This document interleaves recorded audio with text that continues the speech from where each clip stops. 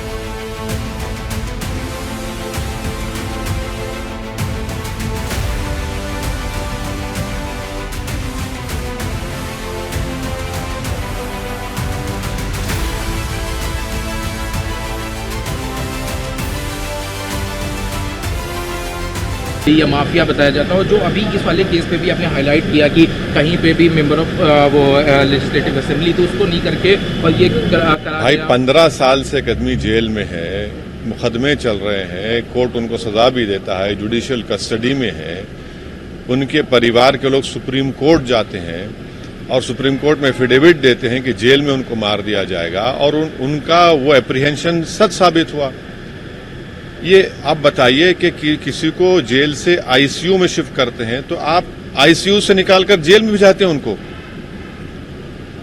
वो डॉक्टर है या क्या है वो, जिसने इस तरह का उनको रिपोर्ट लिख के दिया कि आईसीयू से लिया कि आप उनको जेल में डालते हैं और अब ये समझ रहे कि जनता की आंखों में धूल झोंकेंगे और उनकी मौत वाकई में हुई है। अच्छा, उनका पोस्टमार्टम होता है तो भैया बाहर से क्यों नहीं बुलाएगा? उनके परिवार ने कहा कि आप इंडिपेंडेंट एफएसएल एक्सपर्ट्स को बुलाइए।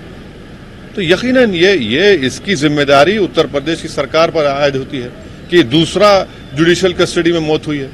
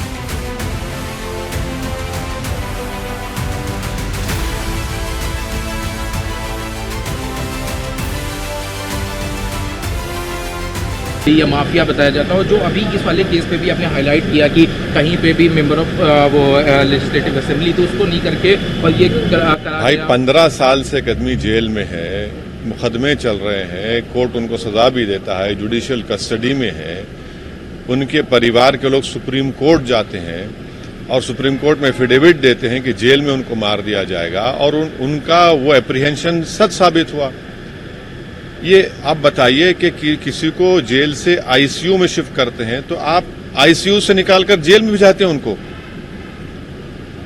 वो डॉक्टर है या क्या है वो जिसने इस तरह का उनको रिपोर्ट लिख के दिया कि आईसीयू से लिया कि आप उनको जेल में डालते हैं और अब ये समझ रहे कि जनता की आंखों में धूल झोंकेंगे और उनकी मौत वाकई में हुई है। अच्छा, उनका पोस्टमार्टम होता है तो भैया बाहर से क्यों नहीं बुलाएगा? उनके परिवार ने कहा कि आप इंडिपेंडेंट एफएसएल एक्सपर्ट्स को बुलाइए। तो यकीनन ये इसकी जिम्मेदारी उत्तर प्रदेश की सरकार पर आयद होती है कि दूसरा जुडिशियल कस्टडी में मौत हुई है।